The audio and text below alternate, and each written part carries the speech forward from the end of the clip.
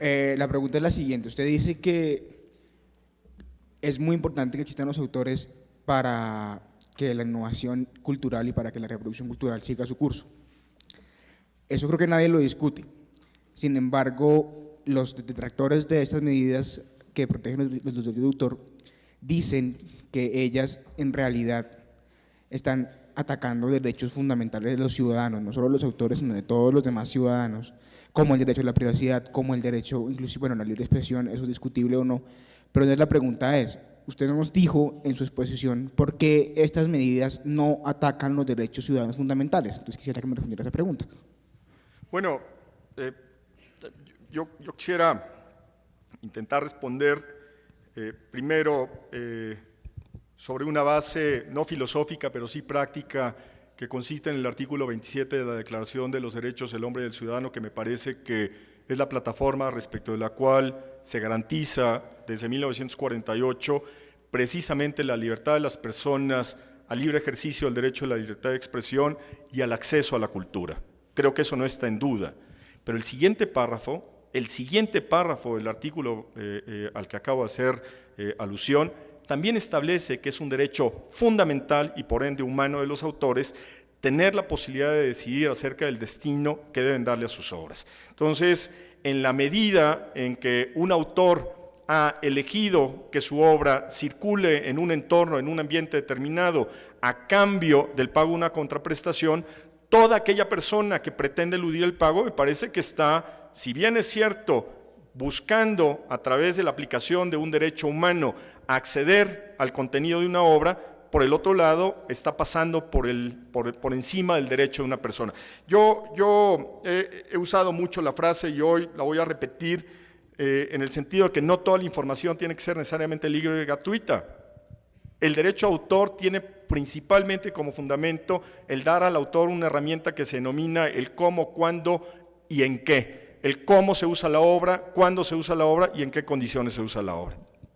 Ese sería mi comentario o apreciación en ese sentido, ¿no? Diego Romero, de la Universidad de La Sabana. Es que si bien su punto de vista y su argumentación es sólida y está consecuente con la ley y con algo que es totalmente respetable, creo que hubiera sido bueno para el evento y para los editores traer una contraposición. Hubiera sido más enriquecedor, pero pues creo que las conclusiones se podrán dar con respecto a lo que estoy diciendo. Me preocupa mucho que en este momento se trate de buscar a través de estas legislaciones acabar con negocios que lo único que hicieron en algún momento fue hacer lo que la industria cultural no pudo, hacer negocio con Internet.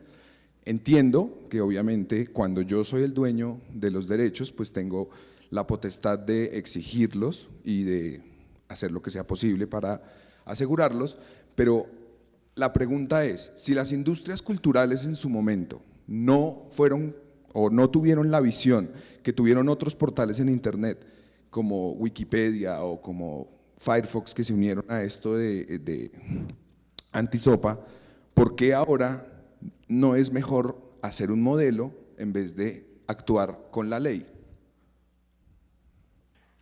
Lo que no me parece válido es sostener que porque alguien no decidió ir al entorno digital con una obra en particular, alguien más haya decidido que es un buen negocio y que consecuentemente con ello va a garantizar el acceso a la información de los demás. Yo he escuchado, y todas las posturas me parecen evidentemente respetables, no por ello concuerdo con su contenido, que lo que acaba justificando en muchos casos el acceso ilegal a las prestaciones se basa, digamos, esencialmente en dos ejes. Uno, el no tengo para pagar por esa prestación, y segundo, esa prestación no está a disposición o a mi alcance en este territorio porque resulta que solamente está diseñada para su acceso en Japón. Bueno, pues las dos posturas me merecen todo el respeto, pero no por ello puedo obviar o justificar o legitimizar que porque no puedo pagar tengo que acceder a esa obra entonces por una vía de ilegalidad. Y la segunda es, si la obra no está disponible porque mi territorio no está autorizado, tampoco hay una justificación para ir por esa obra y agarrarla a la mala.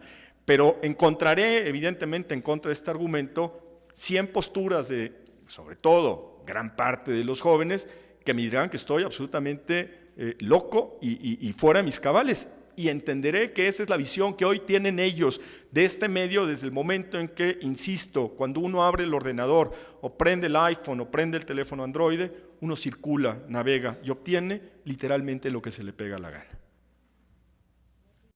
El tema de los Creative Commons. Quería que si se puede profundizar un poco en el concepto, pues, porque hasta el momento tenía un concepto personal distinto al respecto. Ok. Creative Commons no es otra cosa más que un sistema que pregona el derecho del autor a determinar acerca del libre uso de las obras a través de mecanismos de licenciamiento que le confieren a quien las adquiere determinado tipo de facultades. A veces es para el empleo personal, a veces la licencia admite la posibilidad de llevar a cabo un uso con propósitos o fines comerciales y a veces inclusive es más amplio. Ese es el sistema tradicional de derecho de autor, la facultad que un autor tiene para decidir cómo y en qué condiciones usa o explota sus obras.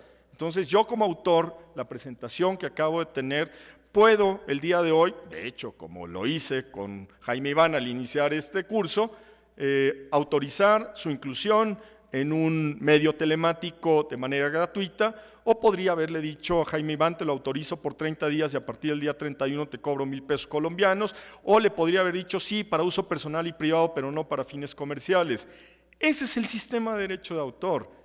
Creative Commons vino a, de alguna manera, posicionar un esquema de licenciamiento que es la base o sustento del sistema que existe desde hace 300 años. Entonces, no hubo realmente un aporte.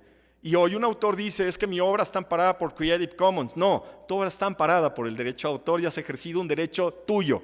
Ese es básicamente el tema. Por eso no abono demasiado. Y sí, hubiera sido muy adecuado tener una persona que representara evidentemente la postura contraria a la de quien aboga por el derecho, porque el debate pues hubiera sido interminable, eso lo sé. ¿Qué pasa con aquellos espacios de interacción que hoy promueve Internet, desde Facebook hasta 1000 escenarios en donde la gente puede postear y colocar contenido, simplemente como puntos de inicio de debate o como contribución a alguna discusión o en fin, que quizás puedan violar un derecho de autor? Entonces, un docente simplemente publica un fragmento de un libro para iniciar una discusión o cosas por el estilo, que quizás ese fragmento del libro no esté autorizado por el autor para ser publicado en estos escenarios. En este caso, el docente o quien está haciendo ese post o está haciendo esa intervención quizás no sabe que está violando un derecho de autor. El portal no pretende ser un promotor de la violación de derechos de autor, simplemente un escenario de interacción, pero por lo que escucho, el mismo portal puede ser en este momento penalizado como un escenario que promueve la violación de derechos de autor y el docente mismo está haciendo copia de un contenido que no está autorizado para copiarse. Sin embargo, creo que de fondo de todo esto no hay una intención de copia ni de lucro alrededor del tema, simplemente un tema de gestión de conocimiento, que ya está evolucionando la gestión del conocimiento y que creo que es inevitable que fluya hacia ese punto. Es por demás interesante y admite una larguísima explicación que voy a tratar de sintetizar. Si yo hubiera proyectado una película cinematográfica de principio a fin hoy en este escenario, ¿ustedes creen que yo habría sido responsable de la comisión de un delito o de un acto infractor de derecho de autor? Ok, la respuesta es no. No habría pasado absolutamente nada. Y no habría pasado absolutamente nada porque es un acto encaminado a la ilustración de la enseñanza desprovisto de todo fin o propósito lucrativo. Y esa es una de las excepciones que se admiten al derecho de autor. El derecho de autor es un derecho absoluto, monopólico, que te permite decidir qué se hace con tu obra y qué no se hace.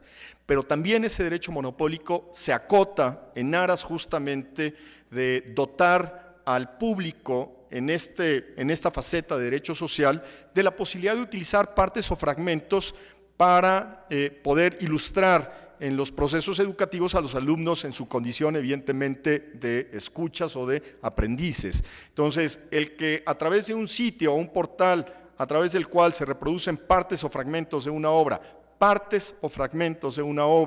con un propósito eminentemente educativo y el maestro que lo toma en los fines de la enseñanza o la educación, no pasará absolutamente nada. absolutamente nada. El gran problema se da desde una perspectiva práctica en la determinación de una fórmula que no tiene nada de shakespeariana, que es ¿qué tanto es tantito? ¿Qué tanto es tantito? Y para terminar, porque veo que ya está la policía de este lado, solamente terminaré con esta reflexión. Tenemos un poema que está compuesto de 10 líneas, 3 párrafos, 9 líneas, 3 párrafos cada una. ¿Cuánto crees? Perdón que no se los pregunto a todos, pero ya te pusiste, vamos a ver por aquí. ¿Cuánto podrías considerar que es lícito en la reproducción de ese fragmento, para que sea considerado un breve fragmento? 9 líneas compuestas de 3 párrafos. ¿Cuántas crees que podríamos reproducir? Lícitamente.